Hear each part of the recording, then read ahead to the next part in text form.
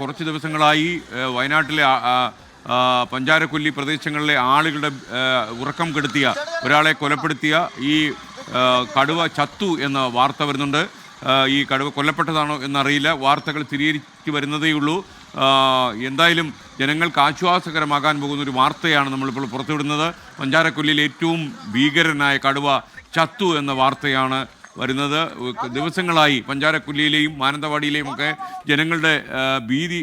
ജനങ്ങളിൽ ഭീതി ഉണ്ടാക്കിയ ഈ കടുവയാണ് ചത്തതായിട്ട് ഇപ്പോൾ വാർത്ത വരുന്നത്. നിലവിലിപ്പോൾ അത് സ്ഥിരീകരിക്കാമെന്നുള്ളത് തന്നെയാണ് വ്യക്തമാവുന്നത്. പഞ്ചാരക്കൊല്ലി മേഖലയിൽ കടുവ ചത്ത നിലയിൽ കടുവയെ കണ്ടു എന്നുള്ള തരത്തിലുള്ള വിവരമാണ് പുറത്തു വരുന്നത്. എന്തായാലും വനംവകുപ്പിന്റെ CCF അല്പസമയത്തിനകം തന്നെ മാധ്യമങ്ങളെ കാണുന്നുണ്ട്. ആ മാധ്യമങ്ങളെ കാണുന്ന ഘട്ടത്തിൽ മാത്രമേ ഇതുമായി ബന്ധപ്പെട്ട അന്തിമ സ്ഥിരീകരണം നമുക്ക് നൽകാൻ കഴിയുകയുള്ളൂ. പക്ഷേ നമുക്ക് ലഭിക്കുന്ന വിവരങ്ങൾ അനുസരിച്ച് കടുവയെ ചത്ത നിലയിൽ കണ്ടെത്തി എന്നുള്ളതാണ്.